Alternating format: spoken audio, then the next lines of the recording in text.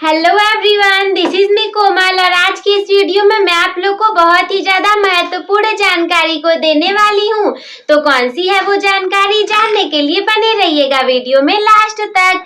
Actually video हमारा इस topic पर है कि गणित के, केमिस्ट्री के, फिजिक्स के, किसी भी चीज के जो फॉर्मूले होते हैं उसे हम बार बार करके भूल जाते हैं। तो ऐसी कौन सी चीज है, ऐसे कौन सी ट्रिक्स और टिप्स हैं जिनको फॉलो करके हम ना अपने वो फॉर्मूले को बहुत ज्यादा लंबे समय तक याद रख पाएंगे और बहुत ज्यादा इजीली भी याद कर पाएंगे।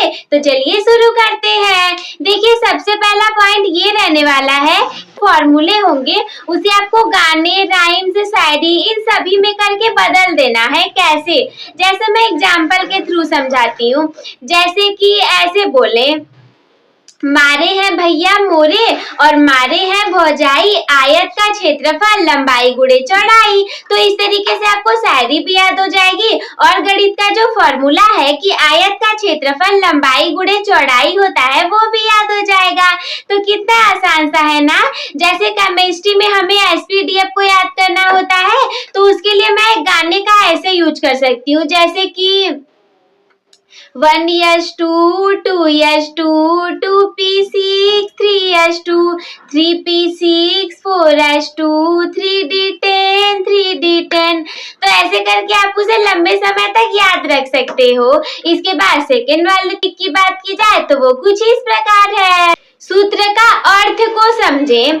जैसे कि क्या होगा ना, फॉर्मूले जो होते हैं वो ऐसे ही नहीं निकल जाते, उसका सिद्धिकरण होता है कि वो बनता कैसे है। तो अगर आपको वो पता है ना कि फॉर्मूला बनता कैसे है तो ये हो सकता है कि आप फॉर्मूले को भूल जाओगे, आपको नहीं याद रहेगा। लेकिन अगर आपको उसका बनाने का प्रोसेस याद है तो आप उसे तुरंत क्रिएट कर लोगे। हाँ, थोड़ा सा टाइम लगेगा, लेकिन अगर बनाने की प्रक्रिया याद हो गई है तो एक दो बार बनाओगे, उसके बाद 4 लाइन तो वैसे ही याद हो जाएगा कि इसके आगे यही होने वाला है। तो उसके अर्थ को समझना है कि आखिर ये ऐसे होगा तो इसके आगे ऐसा होगा।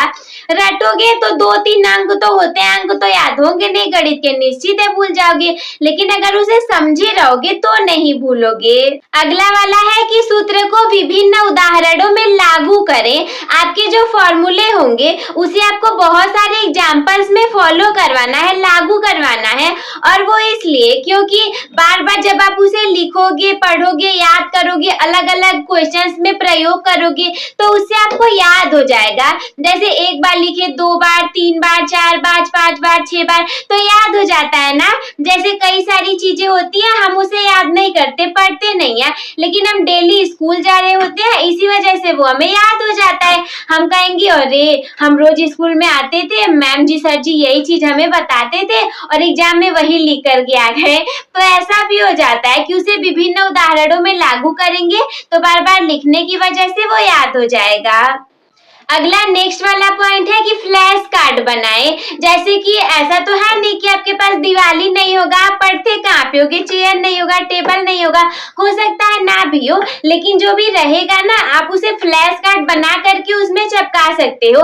अरे छोटे छोटे जो कार्ड्स होते हैं, जैसे एक कार्ड बनाओ, उस पे फॉर्मूला लिख लो, क्योंकि बार बार खोजना नहीं पड़ेगा, सारी चीजें आपके पास में रहेंगी। 4-5 कार्ड जेब में भरे रहो, निकाल करके देख लो और देखते देखते, सुनते सुनते, याद करते करते, बार बार उसे देखते देखते देखते वो सब याद हो जाएगा आप लोगों को। अगला वाला पॉइंट है कि नियमित अभ्यास करना पड़ेगा। डेली उसके लिए आपको प्रैक्टिस करनी पड़ेगी। अब फॉर्मूले देखो इतने इजीली नहीं याद होने वाले। पहली कंडीशन ये है कि अगर आप उसे समझ गए बहुत अच्छे से, सब पता है कि कहाँ से निकला है, कैसे बनेगा, तब जा करके आप उसे बना भी लोगे। लेकिन अगर नहीं बना पा रहे हो, नहीं पता है, समय कम है, तो क्या करो, नियमित अभ्यास करना पड़ेगा आपको। डेली अभ्यास करोगे, लिखते रहोगे, पढ़ते रहोगे, लिखते रहोगे, पढ़ते रहोगे। मान लो 1 बार नहीं आएगा, 2 बार नहीं आएगा, 3 बार नहीं आएगा, 10 बार पढ़िए, कैसे नहीं आएगा और क्यों नहीं आएगा। अगर किसी और को आ रहा है तो आपको भी आ जाएगा, आप किसी से कम थोड़ी ना हो। तो बस दोस्तों, आज की इस वीडियो में इतना ही। आई होप कि आप लोग को ये बहुत जानकारी अच्छी लगी होगी और समझ में आ गया होगा। हम मिलते हैं आपसे किसी अगले वीडियो में, तब तक के लिए धन्यवाद।